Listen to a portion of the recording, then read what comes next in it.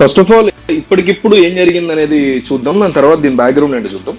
Nayanthara Netflix తో collaborate అయ్యి ఒక డాక్యుమెంటరీ నయనతార లైఫ్ మీద, ఇప్పుడు మన రాజమౌళి చూసాం కదా, నెట్ఫ్లిక్స్ లో డాక్యుమెంటరీస్ తీస్తున్నారు. సో నయనతార లైఫ్ గురించి కూడా ఒక డాక్యుమెంటరీ నెట్ఫ్లిక్స్ లో రాబోతుంది. ఇప్పుడు జనరల్ గా ఒక హీరో కానీ హీరోయిన్ కానీ డైరెక్టర్ కానీ వాళ్ళ డాక్యుమెంటరీ ఏంటి, వాళ్ళ సినిమాలకు సంబంధించినటువంటి సీన్స్ అన్ని కూడా వస్తాయి.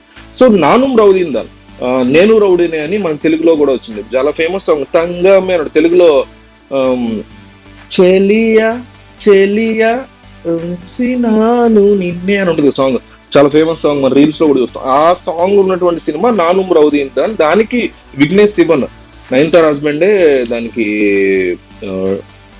ఇదిగా చేశాడు, డైరెక్టర్ గా చేశాడు. డెఫ్ డమ్ గా చేసింది, చాలా బాగా చేస్తుంది నయనతారలో పెర్ఫార్మెన్స్. సో ఈ మూవీకి సంబంధించినటువంటి పోర్షన్స్ ని ఈ నెట్ఫ్లిక్స్ వాళ్ళు ఆల్రెడీ వాడుకున్నారు దీనికి సంబంధించి. అయితే ధనుష్ కి నయనతారకి ఎప్పటి నుంచో ఉన్నటువంటి ఇష్యూస్ వల్ల సడన్ గా ఈ నెట్ఫ్లిక్స్ రిలీజ్ టైంలో ఇది నాకు పర్మిషన్ లేకుండా వాడుకున్నారు అని కేసు వేసాడు. ఎందుకంటే నానుం రౌదీందాన్కి ధనుష్ వండర్ డస్ట్ సంథింగ్ ఏదో ఒక ఫిలిమ్స్ బ్యానర్ ఉంది ధనుష్ కి, అందులో సినిమాలు తీసాడు.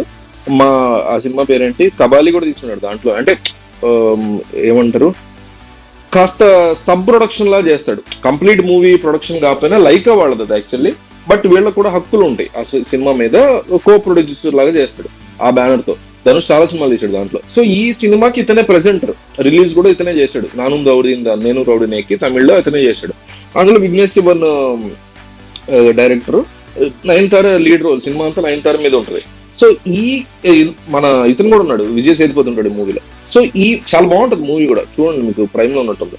సో ఈ మూవీ విషయానికి వచ్చేసరికి ఈ మూవీ పార్ట్స్ బిట్స్ ఇవన్నీ అంటే అనిరుద్ధ్ మ్యూజికల్ కూడా అవి కూడా బాగుంటాయి. సో అవన్నీ కూడా వాడుకుందాము అనేసి ప్లాన్ చేసినప్పుడు నెట్ఫ్లిక్స్ వాళ్ళకి యూజ్ చేసేసుకున్నట్టున్నారు.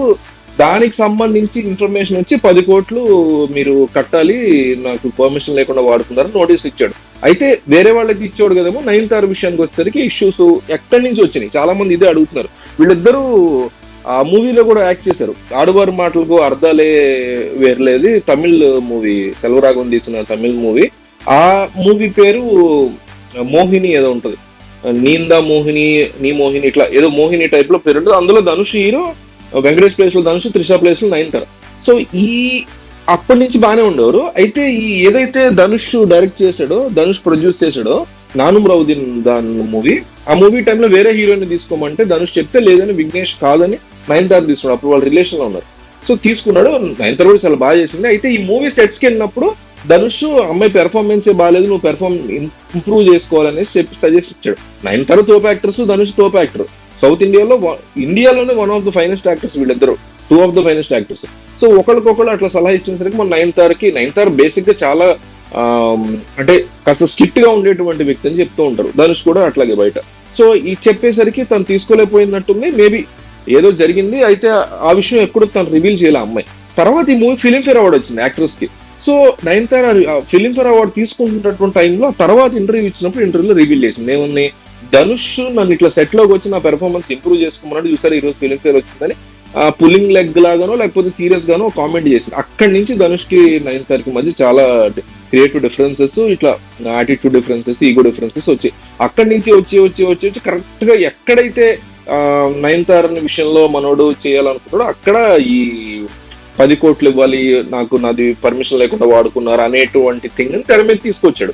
అంటే కోపం ఎప్పటి నుంచో పెట్టినటువంటి ఒక వెంజన్స్, ఒక పగ టైప్ లో దాన్ని తీసుకొచ్చాడు. అదే విషయాన్ని నయనతార లెటర్ రాస్తూ, లెటర్ ఇవన్నీ లేవు కానీ చెప్తున్నా, మీరు ఇట్లా పగలా తీర్చుకుంటున్నావు మా మీద, ఏదో పాత పగలు నా మీద, నా భర్త మీద, విఘ్నేష్ మీద అంటూ ఒక లెటర్ రాసుకొచ్చింది. నువ్వు స్టేజ్ మీద నుంచి బోల్డ్ కబుర్లు చెప్తావే నీ అమాయకమైనటువంటి ఫ్యాన్స్ కి, వాళ్ళకి నువ్వు చెప్పే స్టోరీలో, నువ్వు చెప్పే అబద్ధాల్లో నిజంగా నువ్వు ఇలాంటి వాడివా అని నాకు ఇది చూసినాక అనిపించింది. నా డాక్యుమెంటరీ తీస్తున్నప్పుడు నా సినిమాలకు సంబంధించినటువంటి ఒక 2-3 ముక్కలు వాడుకుంటే దానికి నువ్వు ఏకంగా 10 కోట్ల పరువు నష్టం టైప్ లో కావాలని చెప్పి అడుగుతున్నావు అంటే నువ్వు ఎంత మూర్ఖుడో అర్థమవుతుందంటూ చాలా హార్ష్ గా తన లెటర్ రాసింది. దాని మీద ధనుష్ ఇంకా రెస్పాండ్ అవ్వాల్సి ఉంది. సో ఈ ఇష్యూని మీరు ఎట్లా చూస్తారు, ఏమనుకుంటారు, కామెంట్ చేయండి.